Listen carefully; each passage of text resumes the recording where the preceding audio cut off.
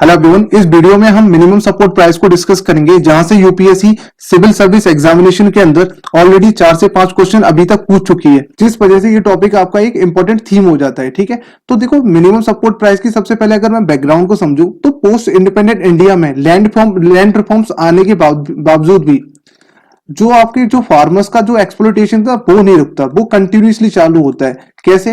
देखो, जो आपके मनी लैंडर्स थे और जो बड़े जमींदार होते थे, तो जो फार्मर्स की जो क्रॉप्स होती थी, ठीक है, वो उनको एक अनफेयर प्राइस पे, बहुत ही लो दाम पे उनको खरीद लेते थे। देखो, इतने बुरे हालत थे फार्मर्स के उस टाइम पर। अब देखो, फार्मर को इन सब चीजों से बचाने के लिए जो स्टेट गवर्नमेंट है उन्होंने एपीएमसी एक्ट को पास किया। और एपीएमसी की देखो एग्जाम के हिसाब से आपको फुल फॉर्म पता होनी चाहिए, agriculture produce market committee act. ठीक है, इस एक्ट में क्या बोला गया कि सर, जो आपकी क्रॉप होगी उसकी जो फर्स्ट सेल वो आपकी एपीएमसी मंडी के अंदर ही पॉसिबल है। आप उसको कहीं और बेच ही नहीं सकते, ना कोई उसको उससे बाहर खरीद सकता है। पहली सेल एपीएमसी मंडी के अंदर होनी जरूरी है इस एक्ट के अकॉर्डिंग। इससे क्या होगा, अब जो बिग फार्मर्स थे वो कहीं भी, जैसे फार्मर है उसने जैसे ही अपनी वो निकलवाई, क्रॉप निकाली और अपने घर पे ले आया, अब वो उसके घर पे आते थे अपने लड़कों को लेके और उसकी क्रॉप उठा के ले आते थे। अब देखो, ये सारी चीजें पॉसिबल नहीं थी। ठीक है, तो ये था एपीएमसी मंडी का फायदा। बट इसके अंदर भी एक प्रॉब्लम थी। उसके अंदर प्रॉब्लम, सबसे पहला प्रॉब्लम था कार्टिलाइजेशन। अब यहाँ पे कार्टिलाइजेशन किसका? देखो, कार्टिलाइजेशन का था वहां पे जो व्यापारी और जो अर्थिया होते थे, वो जो प्राइस है, जो क्रॉप का प्राइस है, वो उसको ऑलरेडी लो फिक्स रखते थे, ऑलरेडी फिक्स कर देते थे। ठीक है, जिसकी वजह से फार्मर को यहाँ पे अपना जो फेयर प्राइस है वो यहाँ पे नहीं मिल पा रहा था, पहली बात। दूसरा रीजन, अब भाई फार्मर इसके अगेंस्ट कंप्लेन भी तो कर सकते हैं। कंप्लेन करेंगे किससे? देखो, उस टाइम पे ना तो सोशल मीडिया थी, ठीक है, और ना ही इतना अवेयरनेस था। और जो आपके अर्थिया और जो आपके लोकल जो व्यापारी होते थे वहां पे, वो ऑलरेडी पॉलिटिकली काफी ज्यादा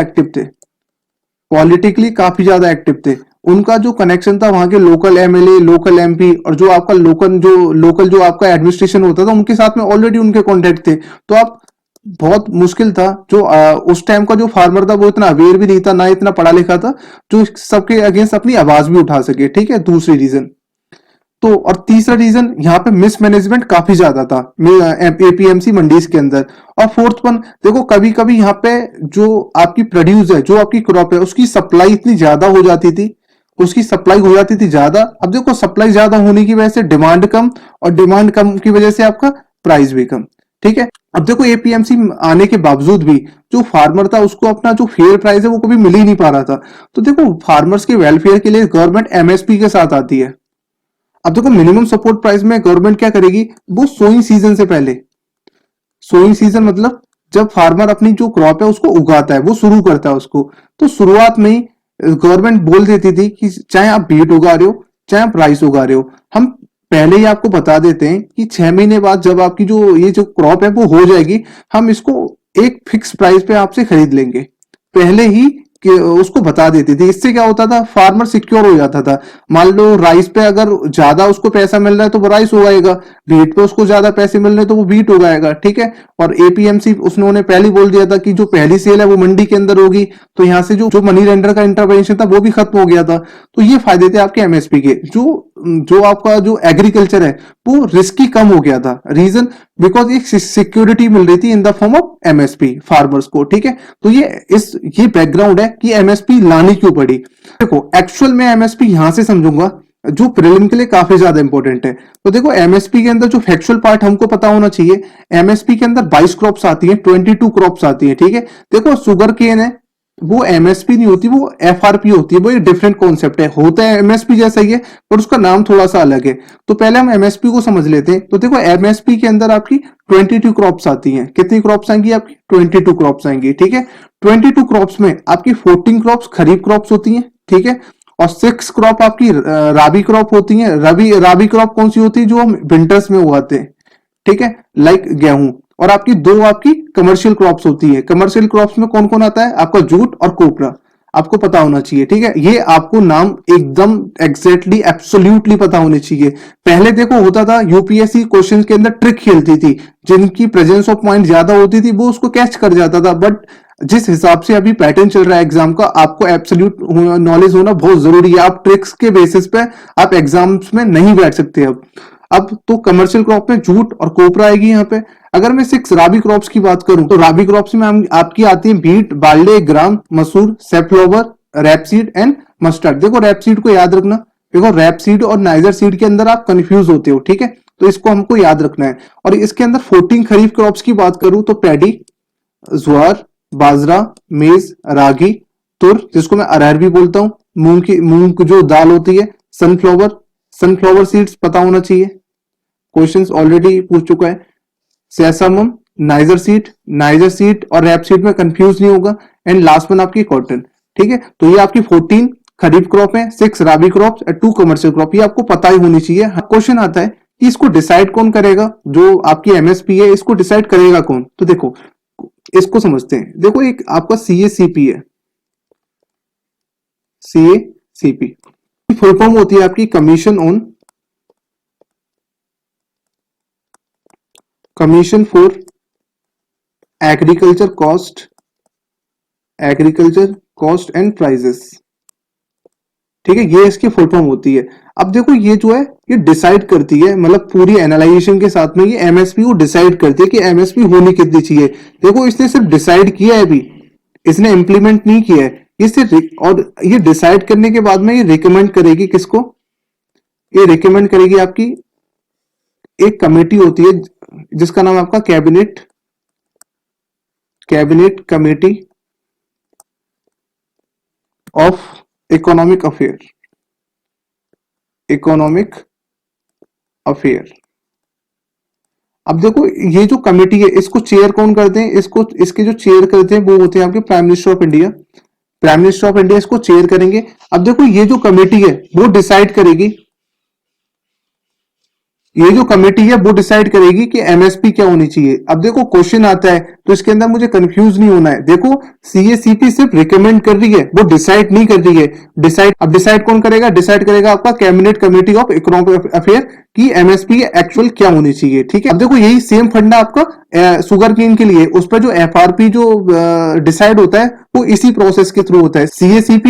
सीएसीपी उसके ऊपर एमएसपी को रिकमेंड करेगी, cabinet committee of economic affair उसको डिसाइड करेगी, ठीक है। अब ये डिसाइड करेगी किस फॉर्मूले से, उसको थोड़ा देख लेते हैं। तो देखो इसके लिए फॉर्मूला यूज होता है A2 इंटू एफएल मतलब होता है यहाँ पे फैमिली लेबर। A2 का मतलब मैं आपको बता रहा हूं 1.5, ठीक है। तो ये होती है आपकी एमएसपी।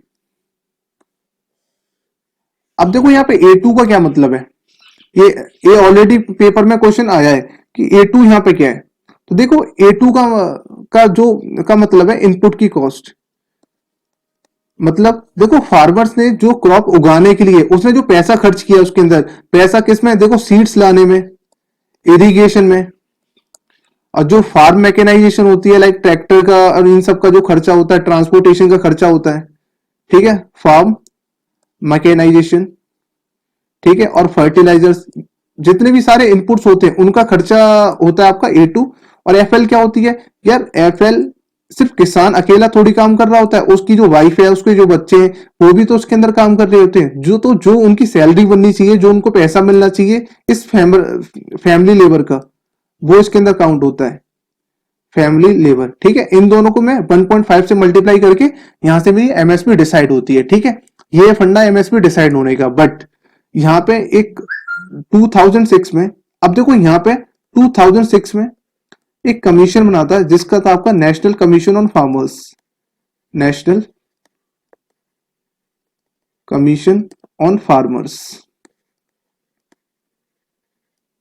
ठीक है। और ये जो कमीशन है इसको चेयर कर रहे थे आपके एग्रीकल्चर साइंटिस्ट एम स्वामीनाथन। तो स्वामीनाथन बोलते हैं कि एमएसपी के अंदर C2 को भी इन्वॉल्व करो, C2। अब क्वेश्चन है कि C2 क्या है। देखो इतना इंपॉर्टेंट है नहीं ये जानना C2, बिकॉज ये नेग्लेक्ट कर चुकी है गवर्नमेंट, इसको रिजेक्ट कर चुकी है, बट नॉर्मली हम इसको समझते हैं। तो देखो उन्होंने C2 बोला कि भाई देखो अगर फार्मर इस लैंड के ऊपर क्रॉप को ग्रो नहीं करता और इसकी इसकी जगह पे अगर वो इसको रेंट पे उठा देता तो उसको वो जो रेंट आता इस प्रॉपर्टी की वजह से वो इसके अंदर इन्वॉल्व करो और भी दो चार छोटे मोटे खर्चे थे उसके अंदर, बट गवर्नमेंट ने इसको नेग्लेक्ट कर दिया, रिजेक्ट कर दिया। गवर्नमेंट ने बोला कि सर जो हम एमएसपी दे रहे हैं वो ऑलरेडी काफी हाई है और काफी हैंडसम प्राइस हम फार्मर को उसकी क्रॉप का दे रहे हैं, तो अब C2 वगैरह इन सबको ज्यादा ऐड करने की जरूरत नहीं है, हमारा एक्सपेंडिचर ज्यादा बढ़ जाएगा। ठीक है, तो ये था पूरा concept CACP, cabinet committee of economic affair, और एमएसपी, A2 और FL कैसे कैलकुलेट होते हैं, और आपका नेशनल कमीशन ऑन फार्मर जो 2006 में बना था ये। अब नेक्स्ट चलते हैं। अब नाउ एक इंपॉर्टेंट क्वेश्चन आता है कि चलो एमएसपी डिसाइड हो गई, बट फार्मर से ये जो एमएसपी पे ये जो क्रॉप है इसको लेगा कौन? तो देखो उसको लेते हैं आपके FCI, food corporation of India, FCI, NAFED.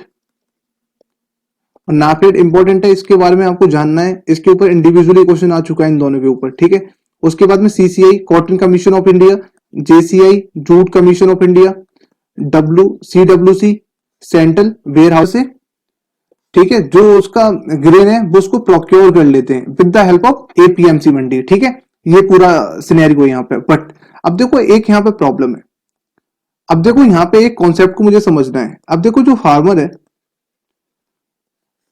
Farmer है, चाहे वो 1 किलो, मान लो उसने बीट बोया, मतलब गेहूं, चाहे वो 1 किलो लाए, चाहे 100 किलो लाए, या 1000 किलो लाए, ठीक है, या उससे ऊपर। ठीक है, इससे फर्क नहीं पड़ता कि वो क्या क्वांटिटी ला रहा है। ये जो ऑर्गेनाइजेशन है जिसके मैंने आपको नाम बताए, वो उनको MSP पर फार्मर से खरीदना पड़ेगा। फार्मर क्या क्वांटिटी ला रहा है उससे मुझे कोई फर्क नहीं पड़ता, मुझे MSP पर फार्मर से ये जो क्रॉप है वो खरीदनी पड़ेगी। ठीक है, इसको ही मैं बोलता हूं ओपन प्रोक्योरमेंट सिस्टम, मतलब जहां पे अमाउंट का कोई फर्क नहीं पड़ता।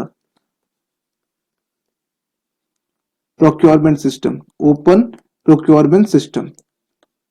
बट क्या ये ग्राउंड रियलिटी पे भी एग्जिस्ट करता है? क्वेश्चन है, क्या ये ग्राउंड रियलिटी पे भी एग्जिस्ट करता है? तो देखो नहीं, ग्राउंड रियलिटी पे क्यों नहीं एग्जिस्ट करता? देखो जो स्टेट गवर्नमेंट होती है उनके अपने रूल्स एंड रेगुलेशन है। ठीक है, हर स्टेट में इसका अलग है। तो देखो जनरली जो ओपन प्रोक्योरमेंट सिस्टम है ग्राउंड पे एप्लीकेबल नहीं होता, ये जनरली एप्लीकेबल होता है बीट एंड जो राइस की क्रॉप है उनके ऊपर ये एप्लीकेबल होता है। बाकी जो अदर क्रॉप है बहुत हार्डली उनके ऊपर एप्लीकेबल होता है ड्यू टू स्टेट गवर्नमेंट के रूल्स। हर स्टेट का ये सारा डिफरेंट है, और आपको पता होना चाहिए कि इसके ऊपर ऑलरेडी एक बार यूपीएससी में क्वेश्चन आ चुका है। ठीक है, तो इसको मुझे गलत नहीं करना है। अब एमएसपी के ऊपर थोड़े क्वेश्चंस प्रैक्टिस करते हैं। तो अब देखो इसके ऊपर क्वेश्चंस प्रैक्टिस करते हैं। तो मैंने बोला, इसने बोला FRP of sugarcane is approved by, तो मैंने बोला FRP और MSP में ज्यादा कोई डिफरेंस नहीं है, सेम प्रोसीजर है दोनों का। ठीक है, बस MSP 22 क्रॉप्स के लिए होता है, FRP शुगरकेन के लिए होता है। तो देखो यहाँ क्वेश्चंस में कंफ्यूज नहीं होता, इस वर्ड को ध्यान से देखो। इसने बोला अप्रूव्ड, इसने रिकमेंडेड नहीं बोला, इसने बोला अप्रूव्ड, तो इसका आंसर क्या होगा? तो देखो मैंने आपको बताया था CACP होता है, ठीक है, central agriculture commission for agriculture cost and prices. वो क्या करेगा? वो रिकमेंड करेगा क्या, किसको रिकमेंड करेगा? MSP किसको करेगा? आपकी cabinet committee on economic affair. और इसको चेयर कौन करेगा? इसको चेयर करेंगे आपके PM। और ये क्या करेगी? ये अप्रूव करेगी। ये अप्रूव करेगी। तो इसका आंसर क्या होना चाहिए? फर्स्ट। ठीक है, अगर ये बोलता रिकमेंड कौन करेगा तो इसका आंसर होता आपका B। ठीक है, आई होप आपको क्लियर होगा। अब नेक्स्ट क्वेश्चन पे चलते हैं। इसने बोला cabinet committee of economic affair MSP किस किस क्रॉप्स के ऊपर अनाउंस करती है। तो देखो 1 बाय 1 सबको देखते हैं। एरिया नेट अभी छोड़ो, बार्ले मैंने पढ़ा है, रबी क्रॉप है आपकी, है रबी क्रॉप है, हाँ इसके ऊपर अनाउंस होता है। सेसमम बिल्कुल पढ़ा है, खरीफ क्रॉप है आपकी, ये भी पता है मेरे को। ग्राउंडनट ये भी मेरे को पता है, 50 भी पता है। तो देखो 2, 6 अभी इतना देखो 2, 6 और 5 किस किस में आ रहा है? तो 2, 6 एंड 5 एक ये ऑप्शन हो सकता है। 2, 6 एंड 5 ये भी गलत है, ये भी गलत है आपका। अब देखो इसके अंदर सारा आ रहा है, सारी 1, 2, 3 सारी ऑप्शन है। तो देखो टर्मेरिक ये तो मैंने कहीं पढ़ा ही नहीं था, इसके ऊपर तो कभी आपका डिसाइड हुआ ही नहीं था, और ना मैंने एरिका नट पढ़ा था। तो इसको कट कर दो, उसके बाद में आपका सारा आंसर है, और ना ही मैंने कॉपी पढ़ी थी इसके अंदर। तो ये आपके आंसर है कौन सा? B option. तो देखो इस क्वेश्चन में आपसे पूछा है कि जो FCI है जो प्रोक्योरमेंट करती है उसको जो ग्रेन है उसकी इकोनॉमिक वैल्यू कितनी पड़ती है? एफसीआई को जो उसने उसकी इकोनॉमिक कॉस्ट क्या बढ़ती है, जो उसने एमएसपी पे ग्रेन लिया है किसान से, उसकी इकोनॉमिक कॉस्ट क्या बढ़ती है। तो देखो यार, देखो सबसे पहले ट्रांसपोर्टेशन। देखो ट्रांसपोर्टेशन का मतलब यहाँ पे क्या है, अब देखो एफसीआई फार्मर से खरीदेगी, ठीक है। फार्मर ने अपनी उसको किसको बेची है, मंडीज में बेची है, ठीक है। अब देखो यहां से कोल्ड स्टोर तक ले जाने के लिए, कोल्ड स्टोर जो फैसिलिटी है, कोल्ड स्टोरेज फैसिलिटी तक ले जाने के लिए उस ग्रेन को, भाई यहाँ पे क्या ट्रांसपोर्टेशन नहीं लगेगा, ट्रांसपोर्टेशन बिल्कुल। तो देखो एक तो जो आपका एफसीआई है, फूड कॉर्पोरेशन ऑफ इंडिया, उसको ये जो ट्रांसपोर्टेशन है उसका पैसा देना पड़ रहा है, उसको उसका पैसा देना पड़ रहा है ट्रांसपोर्टेशन का, चलो ठीक है। और देखो कोल्ड स्टोरेज में देखो पूरा इंफ्रास्ट्रक्चर, अब देखो कोल्ड स्टोरेज फैसिलिटी पूरा इंफ्रास्ट्रक्चर तैयार होता है, और फिर उसके अंदर एसी बेसी लगाए जाने होते हैं, फिर वहां पे लेबर होती है, तो वो सारी चीज के बाद में देखो कोल्ड स्टोरेज से जो आपके पीडीएस सिस्टम होता है, पब्लिक डिस्ट्रीब्यूशन सिस्टम, अब देखो यहां तक कि पूरा यहां तक पहुंचाने के लिए इतनी सारी कॉस्ट आती है। तो अगर मुझे अब देखो इसको फॉर्मूले में बनाना पड़े, तो देखो फॉर्मूला में ऐसे बना सकता हूं, देखो इकोनॉमिक कॉस्ट क्या पड़ेगी एफसीआई को, सबसे पहले एमएसपी जो उसने फार्मर्स को दी है, ठीक है। उसके बाद में देखो जो फार्मर्स होते हैं उनको बोनस भी देने पड़ते हैं उनको, तो वो, उसके बाद में ट्रांसपोर्टेशन चार्ज पूरा, ठीक है। उसके बाद में cost of distribution, cost of distribution, ठीक है। तो ये होती है आपकी एमएसपी की जो इकोनॉमिक वैल्यू जो पड़ती है किसको, एफसीआई को, ठीक है। नाउ नेक्स्ट, अब देखो एक क्वेश्चन है कि ये मैं ऑलरेडी आपको जो मैं समझा रहा था वहां पे डिस्कस कर चुका हूं। इसने बोला है इन the case of all serial pulses and oil seed the procurement at minimum support price is unlimited in any state या यूटी ऑफ इंडिया। मैंने बताया था हर स्टेट का अपना रूल होता है और वो सारे डिफरेंट डिफरेंट होते हैं। जनरली सारे स्टेट में जो आपका व्हीट एंड राइस है, जो आपका व्हीट एंड राइस है, इसकी ओपन प्रोक्योरमेंट सिस्टम, इसकी ओपन प्रोक्योरमेंट होती है, ठीक है। व्हीट और राइस की ओपन प्रोक्योरमेंट होती है, जो other pulses and oil seed है इनकी नहीं होती। तो ये ऑप्शन नंबर 1 आपका गलत है, क्लियरली दिखाई दे रहा है।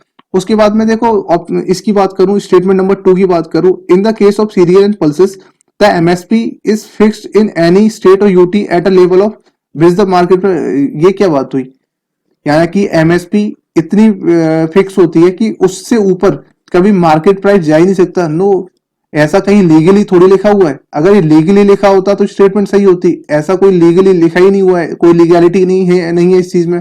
भाई जो आपका मार्केट प्राइस है वो तो मार्केट की फोर्सेस के ऊपर डिपेंड कर सकता है, वो कभी भी ऊपर नीचे हो सकती हैं। तो ये भी स्टेटमेंट आपकी गलत है, इसका आंसर आ जाएगा आपका नेदर 1 एंड नॉट 2, ठीक है। सो मैंने इस वीडियो में आपका एमएसपी की बात की। एमएसपी के बाद मैंने इसके ऊपर जितने भी क्वेश्चन सिविल सर्विस एग्जाम के अंदर आ चुके हैं मैंने उन सबको डिस्कस किया। आई होप आपको ये लेक्चर समझ में आया होगा। Thank you so much.